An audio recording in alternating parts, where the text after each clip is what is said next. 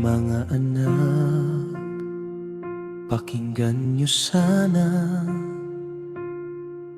ang tinig kong pilit pa ring lumalaban.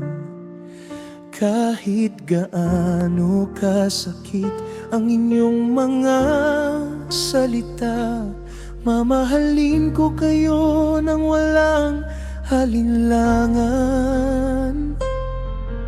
Ako man ay madapa, ako man ay masaktan, hindi ko kayang talikuran kayong tunay kong yaman. Kahit ako'y husgahan nyo parang asong tinataboy, ang puso ko'y sa inyo pa rin nakaukol.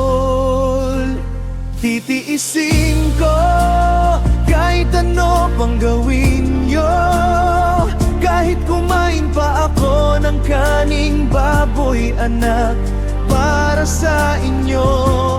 Hindi ako hihinto magmahal, hindi ako lalayo.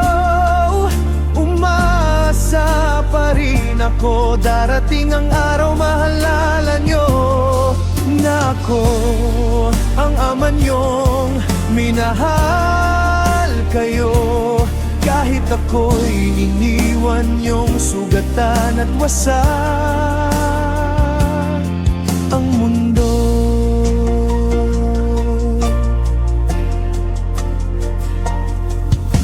Nasira man ang pamilyang pangarap ko, durog ang tahanang binuo ng puso ko.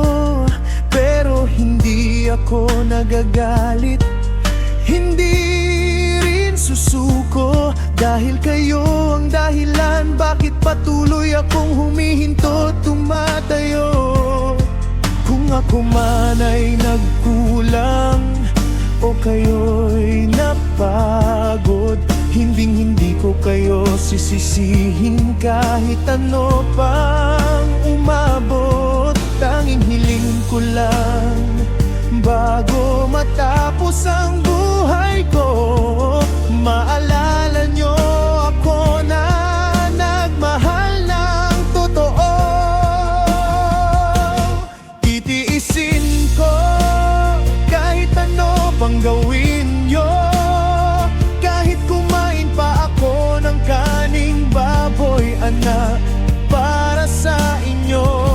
Hindi ako hihinto magmahal, hindi ako lalayo. Umasa pa rin ako, darating ang araw maalala nyo na ako ang ama nyong minahal kayo. Kahit ako'y iniwan yung sugatan at wasak ang mundo. Ipagdarasal ko na lang sa langit kapag ako'y nandoon, na di nyo na marinig. Sapat na sa akin ang mahirapan, huwag lang kayong masaktan.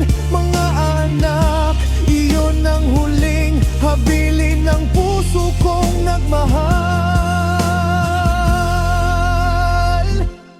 Titiisin ko kahit ano pang gawin nyo, hanggang sa huling pintig ng puso kong para sa inyo. Sana pagdating ng araw makita nyo